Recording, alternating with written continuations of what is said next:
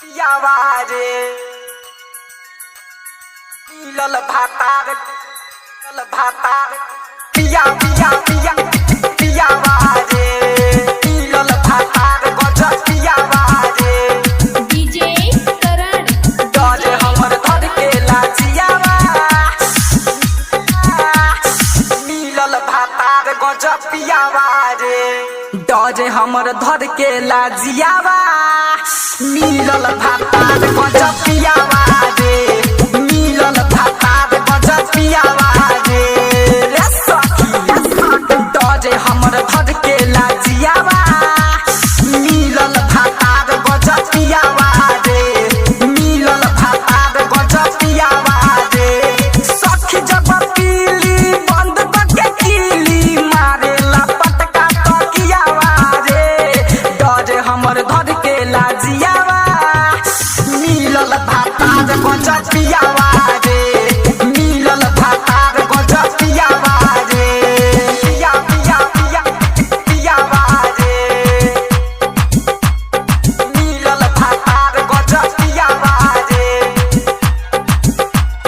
डरे हमर धर के लाजियावा मिलल भातार गजब पियावा रे कके आवे नासा रोज करेला दासा छूट जाला दहिया के रस रे छूट जाला दहिया के रस रे कके आवे नासा रोज करेला दासा छूट जाला दहिया के रस रे चढ़ल बा जवानी छोड़ देला पानी मारेला पाजा में कस रे डरे हमर धर के लाजियावा मिलल भातार गजब पियावा रे मिलल भातार गजब पियावा रे पिया पिया पिया पियावा रे मिलल भातार गजब पियावा रे डीजे करण डरे हमर धर के लाजियावा गजब पियावा रे चंदन दीवाना सुरिंदर रे सखी रोज रोज जाला उ मठ में चंदन दीवाना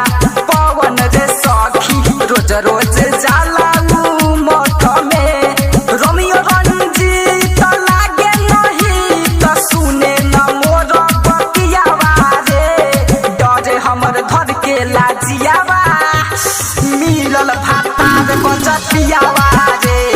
मिलल भातार गजब पियावा रे डरे हमर धर के लाजियावा मिलल भातार गजब पियावा रे मिलल भातार गजब पियावा रे